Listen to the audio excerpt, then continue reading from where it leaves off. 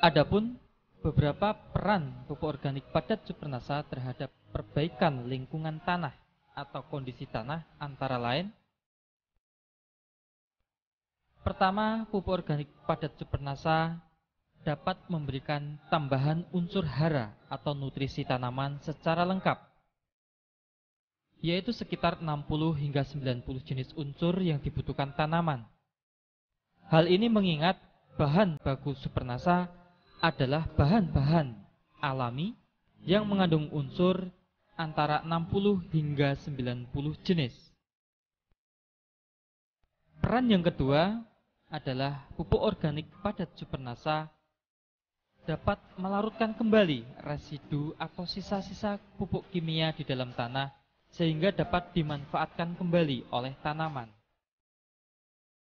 Peran yang ketiga, pupuk organik padat Supernasa dapat memperbaiki struktur dan tekstur tanah sehingga tanah secara bertahap atau berangsur-angsur kembali gembur dan subur. Peran yang keempat, pupuk organik padat Supernasa dapat meningkatkan jumlah populasi, keragaman, dan juga aktivitas mikroorganisme di dalam tanah.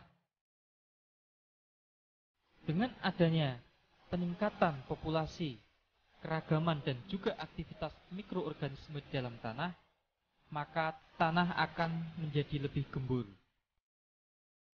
Peran yang kelima, pupuk organik padat Supernasa dapat membantu menstabilkan pH tanah sesuai dengan kebutuhan tanaman. Peran yang keenam, bahwa pupuk organik padat Supernasa dapat memberikan tambahan zat perangsang tumbuh alami atau hormon tumbuh alami bagi tanaman berupa hormon alami auksin, giberelin, dan sitokinin.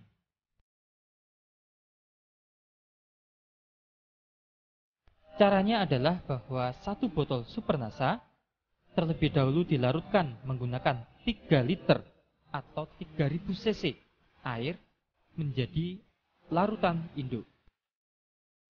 Dari larutan induk tersebut, kita ambil 200 hingga 300 cc, kurang lebih 1 gelas biasa.